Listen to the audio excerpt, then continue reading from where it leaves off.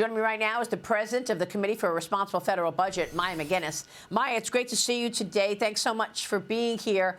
We were just speaking to my prior guest. She said, Scott Perry, the debt looks at like $34 trillion. It's going to be $35 trillion by May. Your reaction?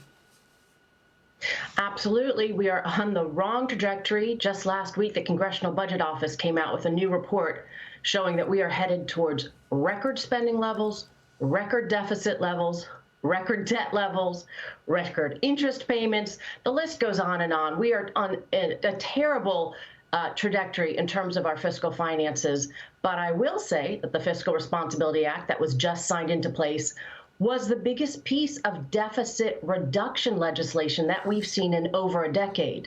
So does it fix it? Not even close. But baby steps are better than no steps. And I was glad to see that they did something to start to curb discretionary spending that otherwise it would have been much higher than it was in these two packs of bills that they just passed.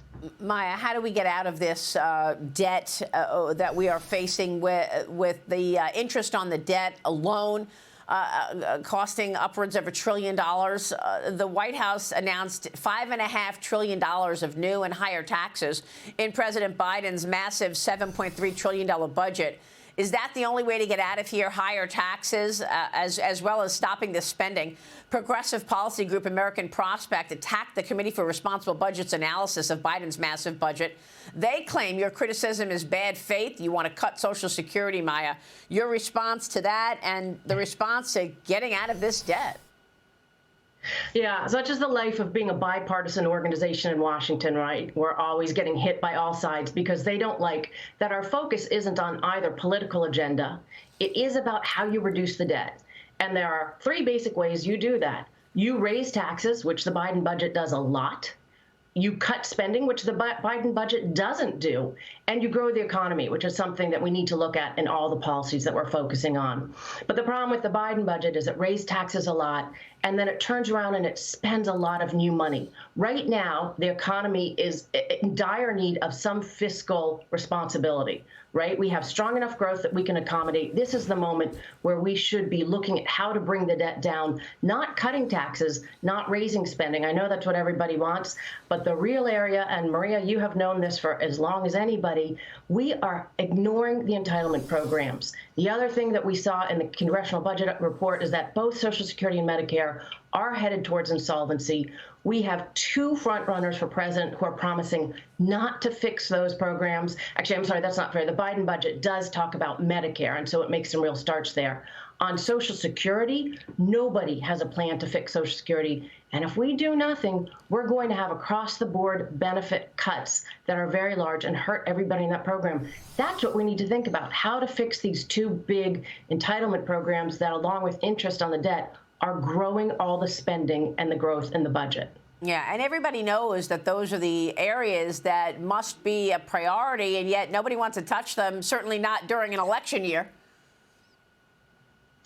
They don't. And the problem is we are going to be left with a mandate of not fixing these programs. So let me be really clear. It is spelled out that for Social Security, if we don't do anything, when the program becomes insolvent, when the trust funds don't have money to pay benefits, there are across-the-board benefit cuts for everybody of roughly 23%.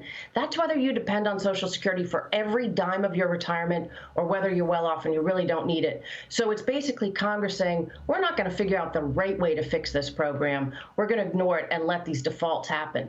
And the choices are tough. I know it, but they're not complicated. We need to slow the growth of benefits for people who need them less, and/or we need to look at raising the retirement age for younger workers, and/or we need to look at lifting the payroll tax cap.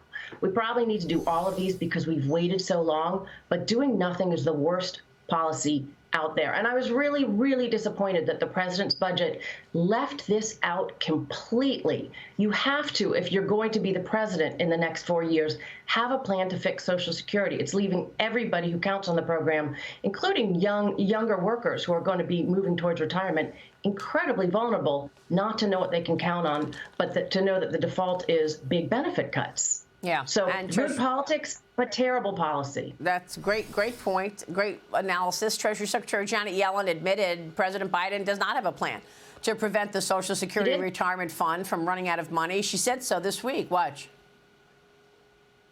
as we know, Social Security goes insolvent in 8 to 9 years. The president has not put out a plan. He's put out a series of talking points. He calls them general principles, but there's nothing detailed in that report. The president theoretically has a plan.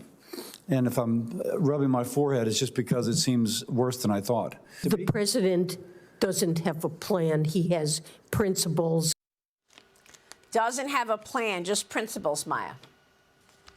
That's right. It says so in the budget. They aren't putting out a plan. They're talking about doing negotiations with Congress. But by the way, nobody's setting the stage even for negotiations, because what you have is two front leaders for president fighting it out with each other about who can sound more as the protector of the program, but honestly is more reckless by doing nothing to fix it. If you promise not to fix Social Security in certain ways, you are going to leave that program in dire straits. We've already waited not years, but decades too long. You know, it's interesting that markets really don't focus on this at all, Maya. I feel like this is an issue that, markets don't focus on until they do.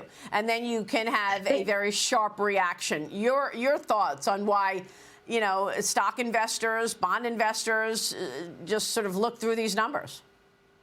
Yeah, that's exactly right. And it's one of the things that allows people who want an excuse to keep borrowing to say, look, don't worry, markets aren't worried, we shouldn't be. But as you said, markets tend not to worry when things are still kind of in a bubble environment, which is what the government debt is. Let's just keep going as though that this isn't going to be a problem until it does, and then I got to be the first person out, which is why it will turn on a dime. But I'll tell you what I'm hearing, and I'm sure you're hearing this too. A lot of folks are incredibly worried in the financial markets about the interest payments on the national debt. They are now larger than national defense. We should all be worried about that. That is a national security threat. I never thought we would get to this point. Interest payments are the fastest growing part of the budget. We spend more money on interest than all money at the federal level on kids under 18 years old. They are eating up the budget, and I don't care whether your priority is big tax cuts or new spending programs. When we are borrowing, and we are borrowing from abroad, and we are sending those interest payments back out of the economy in part, we are doing our economy a huge disservice. We are leaving ourselves vulnerable, and that means that kind of turning on a dime could happen much more abruptly, because that's like what happens with a teaser rate in credit cards. We borrowed so much that now even small upticks in interest rates really hurt the federal government and our ability to spend or cut taxes on other priorities. Yep, great point. And Maya, it's good to see you. Thanks very much. We so appreciate your time this morning. Maya MacGuineas joining us, Committee for Responsible Federal Budget.